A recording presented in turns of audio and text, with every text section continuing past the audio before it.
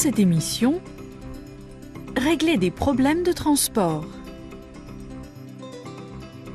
Une île prisonnière des glaces. À la conquête de l'hiver. Savoir dire. Régler un problème au téléphone. Je viens de tomber en panne.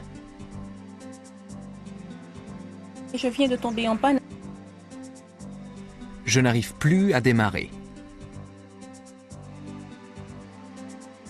Je n'arrive plus à démarrer. Je suis très pressé.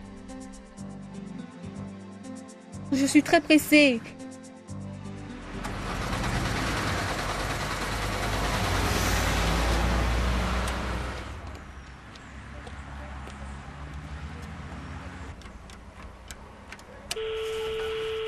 Allô? Bonjour, j'ai loué ce matin une voiture chez vous et je viens de tomber en panne à Sainte-Marie. Ah bon? Qu'est-ce qui s'est passé? Écoutez, je n'en sais rien. Le moteur a eu des ratés, c'est complètement arrêté. Je n'arrive plus à démarrer. Oh, c'est embêtant ça. Ah, je ne vous le fais pas dire. Que pouvez-vous faire pour m'arranger tout cela? Bon, on vous envoie une dépanneuse. Je ne peux pas attendre, je suis très pressée. Il me faut une autre voiture. Ne vous inquiétez pas, on va vous livrer un autre véhicule. Où vous trouvez-vous exactement? À Sainte-Marie, au bord de la route, près de la place, près de la cabine. Très bien, la dépanneuse arrive, madame. Patientez.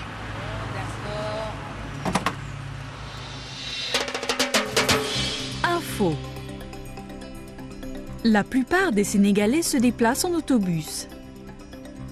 Appelés des cars rapides, ils affichent presque toujours l'appartenance religieuse de leur propriétaire. Savoir dire.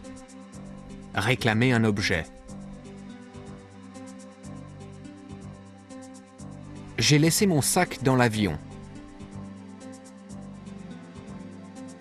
Mais j'ai laissé mon sac dans l'avion.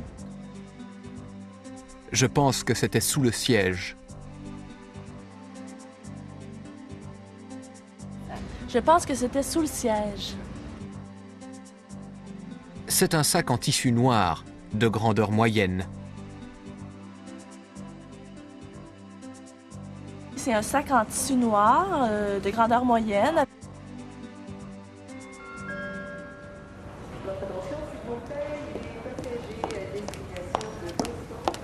Bonjour. Bonjour. Je viens d'arriver de Paris et je dois repartir pour Québec à 14h20. Mais j'ai laissé mon sac dans l'avion. Comment je peux faire pour le récupérer? Malheureusement, là, vous n'avez pas le temps de le récupérer avant votre départ. Est-ce que vous avez gardé votre carte d'embarquement? Voilà. Est-ce que vous vous rappelez où vous l'avez laissé, votre sac? Je pense que c'était sous le siège. Vous pouvez me le décrire? Oui, c'est un sac en tissu noir de grandeur moyenne avec une fermeture éclair.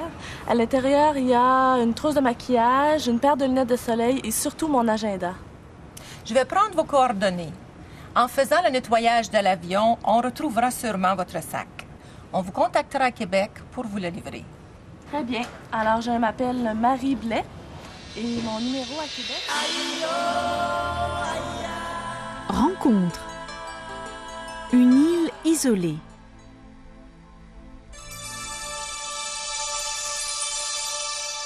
L'île aux grues, prisonnière des glaces du Saint-Laurent. Pendant tout l'hiver, la neige, la glace, le froid isolent l'île et ses 170 habitants. Seul moyen de communication, l'avion.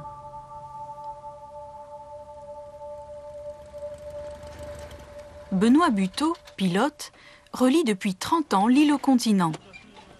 Habitants, outillage, animaux, on a vu dans le ciel de l'île aux grues passer des choses bien curieuses.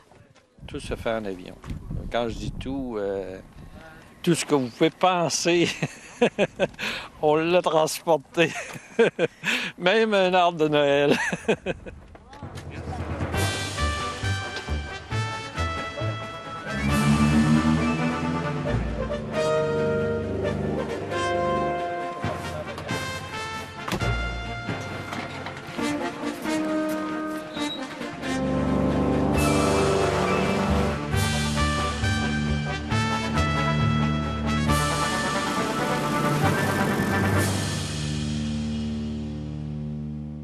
Avant l'avion, on n'avait pas le choix.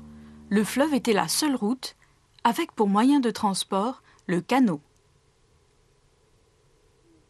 Autrefois nécessité, il est aujourd'hui un des sports le plus populaire du Québec.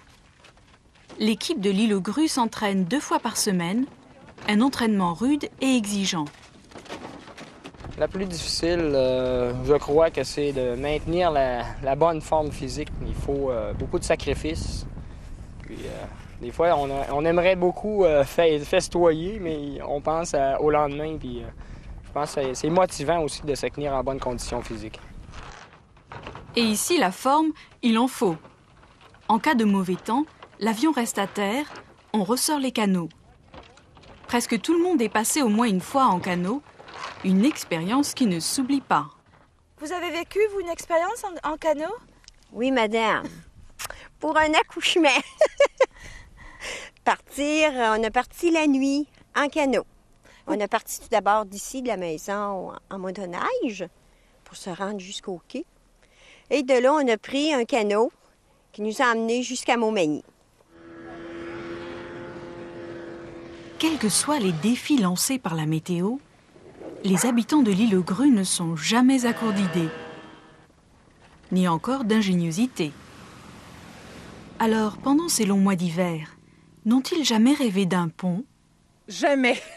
Jamais, ni d'un pont, ni d'un tunnel. Non, absolument pas, parce que le cachet de l'île sera automatiquement défait. Oh non, c'est impensable et ce ne serait pas voulu de la part des citoyens. On demeure sur une île parce qu'on a une qualité de vie supérieure à ce qu'on a dans la ville. Alors, il ne faut surtout pas briser ça.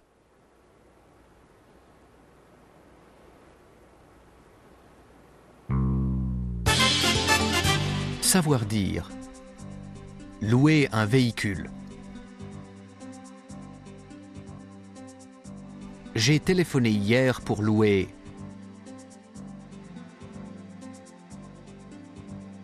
2 motoneiges pour une demi-journée. J'ai téléphoné hier pour louer 2 motoneiges pour une demi-journée. Votre permis de conduire.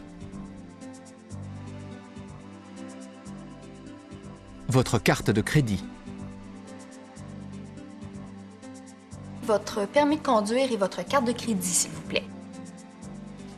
Bonjour. Bonjour. J'ai téléphoné hier pour louer 2 motoneiges pour une demi-journée. Mon nom est Louise-Hélène Riopelle. Nous voulons aussi louer les vêtements. Très bien. Je vais commencer par vous demander votre permis de conduire et votre carte de crédit, s'il vous plaît. Bien sûr. Voilà. Merci. La caution s'élève à combien? À 500 $, madame. Les assurances sont comprises dans la location et couvrent les dommages à la motoneige en cas d'accident. Ça va? D'accord. Savoir entendre. À vous de trouver la réponse. Qu'est-ce qu'il faut faire pour arrêter?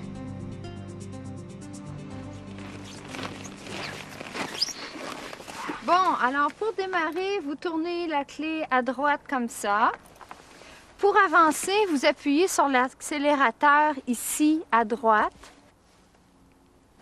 Pour arrêter, vous appuyez sur le frein ici à gauche.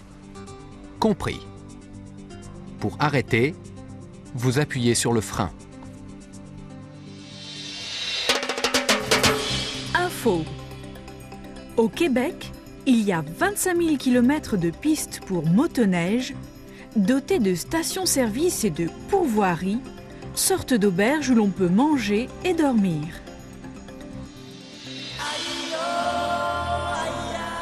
Rencontre à la conquête de l'hiver.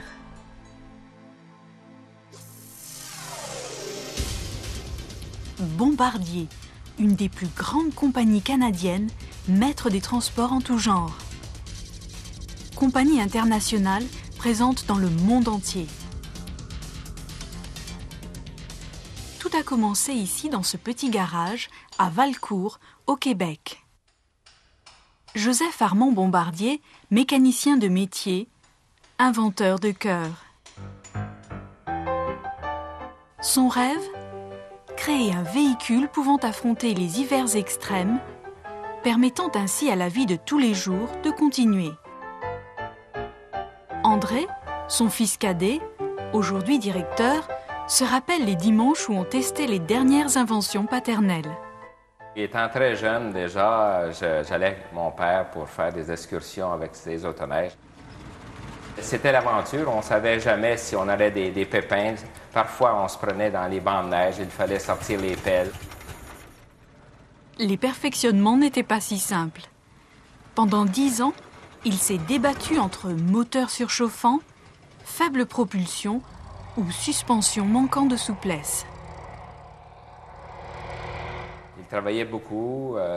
Souvent, même la nuit, il se levait pour aller à l'usine parce qu'il y avait une idée puis il ne voulait pas l'oublier. Alors, il se levait, il allait la mettre sur papier. Il revenait tard dans le petit matin et lorsqu'il retournait à l'usine, mais les employés avaient déjà des dessins sur lesquels il pouvait travailler pour faire une pièce quelconque, donc il avait rêvé durant la nuit.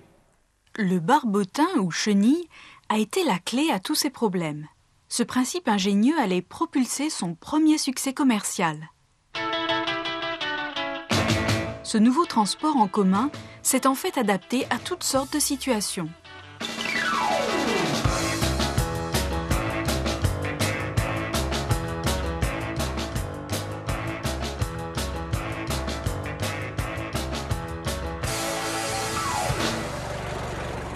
Mais son œuvre maîtresse éclata en 1958, avec la mobilette des neiges. Ce prototype du skidoo, testé par M. Bombardier lui-même, allait révolutionner les transports l'hiver. Le skidoo, c'est ce qui donne de la vie. Un skidoo, c'est ce qui donne de la joie. Un skidoo. Mon père, malheureusement, n'a pas eu la chance de voir la grande croissance de la société, mais à un certain moment donné, il disait, écoutez, on va en vendre contre des petits pains chauds de ce produit-là, alors assurez-vous que tout fonctionne bien. Joseph Armand est mort en 1964, juste avant la véritable conquête du Canada par les motoneiges. Aujourd'hui, la compagnie Bombardier perpétue le nom de cet homme, génial inventeur qui, à jamais, a transformé les hivers québécois.